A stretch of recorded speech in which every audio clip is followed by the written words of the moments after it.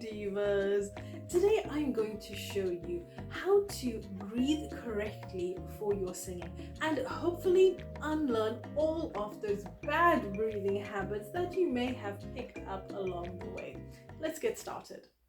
So for today's lesson, I've broken it down into 3 sort of steps to make it easier for you guys to understand. Remember to subscribe as well before we get started if you're enjoying this kind of content, and share it with someone you know who loves to sing and can benefit. The goal here is to have fun while you're aiming for reaching your highest singing potential. So I would love to see more of you here.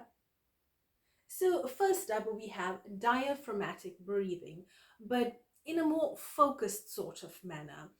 How do I put this? You know, in general, when you are listening to a song and you're just singing along because maybe it's your favorite song or one of your favorites and you're really enjoying it, you're not actually focusing on your breathing, let alone diaphragmatic breathing. So with this one, it's just a matter of putting the focus on that. So you select a song that you want to be practicing with, and while you are doing the breathing, focus on it being nice and deep, diaphragmatic breathing. This means you are actually using your diaphragm. So you're not just breathing from the top part of your chest, which tends to be a more shallow type of breath. You're just breathing in deep. It's no rocket science. To make this easier and help you sort of focus your attention there, you can place one hand on your chest and place one hand sort of on your tummy, not too low, not too high, but just like in the middle there. And as you are breathing, as you are singing, you can actually feel where the breath is moving. For step 2, you want to now take a deep inhale. So one hand here, one hand here on the tummy, and you're going to inhale nice and deep through the nose. So here your tummy should expand, but your chest should stay relatively still. This ensures you filling your lungs with the maximum amount of air.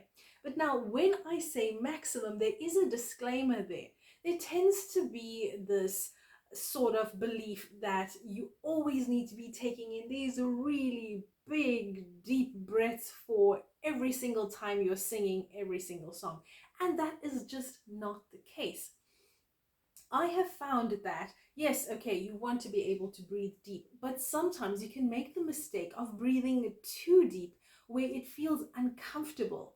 I don't know if you've tried this, but sometimes you can take deep breaths and you can continue breathing even after you've taken in one breath. You can go for a quick second and a third breath.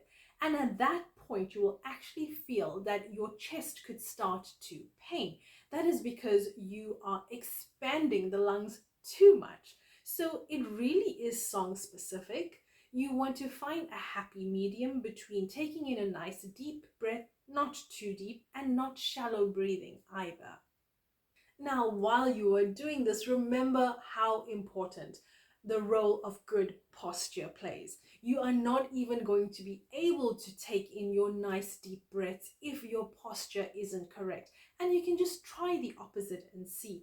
Try standing up hunched, or even worse, if you're sitting down and you're hunched, and you will feel the difference in your breathing as compared to sitting or standing straight up and then doing your breathing.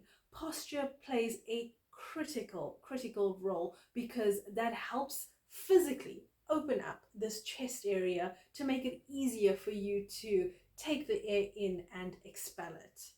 So again, posture is not rocket science. It's just a few little tips for you to remember. Stand up nice and tall, straight. You want to have your booty a little bit out, but not too much out. You want to have your shoulders back, but not too back. Okay, you want to have your chin tucked slightly in, but again, not too in. Find that happy medium, and you also want to be relaxed at the same time. Remember, if you're standing like your booty out too much and your shoulders too back, you just look so uncomfortable. You will feel uncomfortable, and trust me, you don't want to be singing like that. Find that happy medium. So make sure you have general good posture when you are doing your breathing exercises aside from your singing. Now, if you would like to go even further on your singing journey, I encourage you to check out the beautiful course that I have put together for you. It's called Learn How to Sing, Vocal Training, and it takes you through all the way from beginner to intermediate and then to advanced level vocal training. So you will benefit no matter which level of vocal ability you may be at. You can really transform your vocals and build your self-esteem. Details in the description box below. Now, step 3 is a controlled exhale. Notice it's not just an exhale, but like when we did step 2 and we placed the attention on the focused diaphragmatic breathing, here it's also going to be focused exhaling, focused and controlled. So you can exhale either through the nose or the mouth, but you want to keep it nice and steady, meaning if you've taken in a big deep breath, you don't want to just let it all out like that. You want to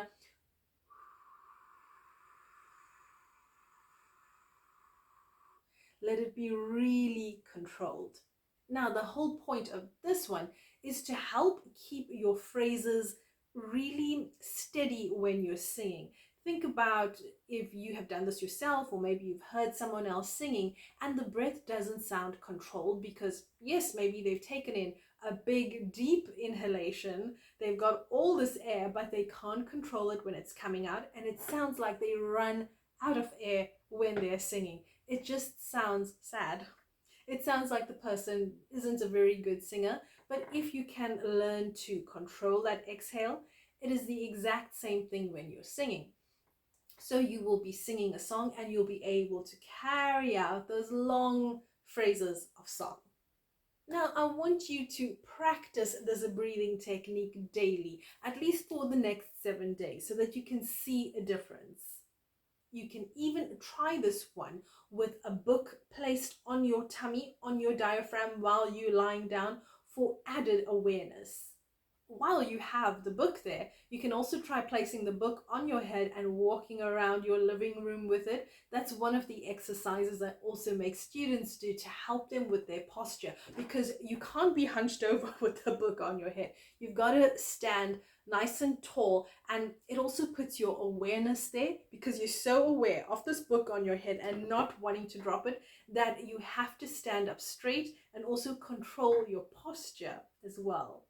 So some bad habits to watch out for are shallow breathing, a hunched posture, and taking in too much air during your singing. Remember, it really depends on the song. Keep practicing and you'll notice the improvement. In the comment section, I would love to hear your experience of trying this breathing exercise, breathing method, and seeing the difference as compared to how you usually breathe, if it's made a difference there. And if you, of course, have any other tips, tricks, advice that you'd love to share with us, go ahead and pop those in the comment section. In my next video, we are talking about vocal stamina, which is a very hot topic, important topic, and so I'd like to dive in a little bit deeper instead of just, going through the typical things we talk about when it comes to vocal stamina. I'd like to go a little bit deeper into this topic so you can send in your questions, or if there's anything you've always wondered and wanted to know regarding your vocal stamina. You are really going to enjoy this one. So stay tuned for that one. It's going to be a 3-part series where we can finally start to go more in depth on this topic. I will see you there in that next video. And until then, my beautiful divas, stay awesome.